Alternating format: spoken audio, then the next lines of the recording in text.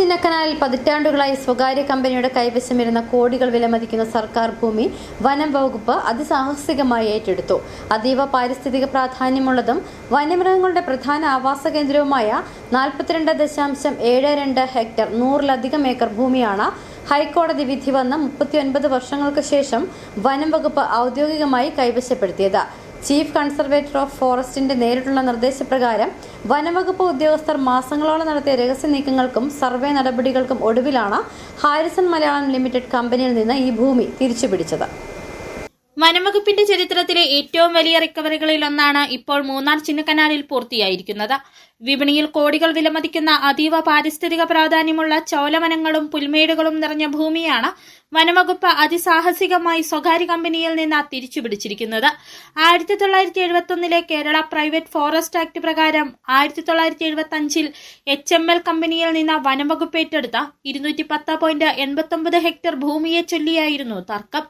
കമ്പനിയുടെ ഹർജിയിൽ 1987 ഹൈക്കോടതി അന്തിമവിധി പുറപ്പെടുവിച്ചു. 168.72 ഹെക്ടർ കമ്പനിക്ക് തിരികെ നൽകാനും അവശേഷിക്കുന്ന 42.72 ഹെക്ടർ സർക്കാരിന് ഏറ്റെടുക്കാനും കോടതി അനുമതി നൽകി. വിധി വന്നിട്ടും 2001 ഈ ഭൂമി റിസർവ് വനമായി വിജ്ഞാപനം ചെയ്തിട്ടും ഉദ്യോഗസ്ഥ തലത്തിലെ അനാസ്ഥ കാരണം ഭൂമി കൈമാറാൻ കമ്പനി തയ്യാറായില്ല.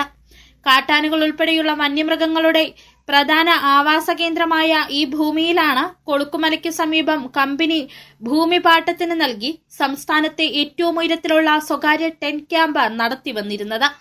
പ്രകൃതിയെ ചൂഷണം ചെയ്ത കമ്പനി ഇവിടെ കോടികളാണ് കൊയ്തത്.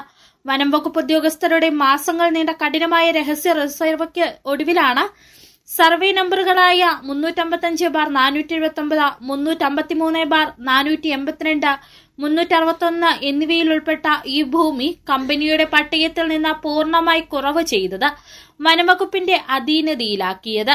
കോർപ്പറേറ്റ് സമ്മർദ്ദങ്ങൾക്ക് വഴങ്ങാതെ ഈ ദൌത്യം പൂർത്തിയാക്കിയത് high range CCAF DK Vinod Kumar, Munnar DFO Saju Varghese എന്നിവരുടെ നിർദ്ദേശപ്രകാരം Devikulam range officer ED Arunkumar, Chinnakanal section forest officer Harrison Sasi, beat forest ഓഫീസർമാരായ S Sajeev Kumar, Saju TR, forest beat ACS Ambumani എന്നിവരാണ് ഭൂമി ഏറ്റെടുക്കൽ നടപടികൾ പൂർത്തീകരിച്ചത്. 40 ഹെക്ടർ സ്ഥലമാണ് ഇപ്പോൾ നമ്മൾ ഏറ്റെടുത്തിരിക്കുന്നത്. ഈ സ്ഥലം അതീവ പരിസ്ഥിതി പ്രാധാന്യമുള്ളതും കടുവ, ആന തുടങ്ങിയ വന്യജീവികളുടെ സ്ഥിര സാന്നിധ്യമുള്ള സ്ഥലമാണ്. പശ്ചിമഘട്ട മലനിരകളിലെ ഏറ്റവും ഉയർന്ന മേഖലകളിൽ വരുന്ന സ്ഥലങ്ങളിലൊന്നാണ് ഈ കൊളുക്കുമല വരുന്ന ഈ പ്രദേശം.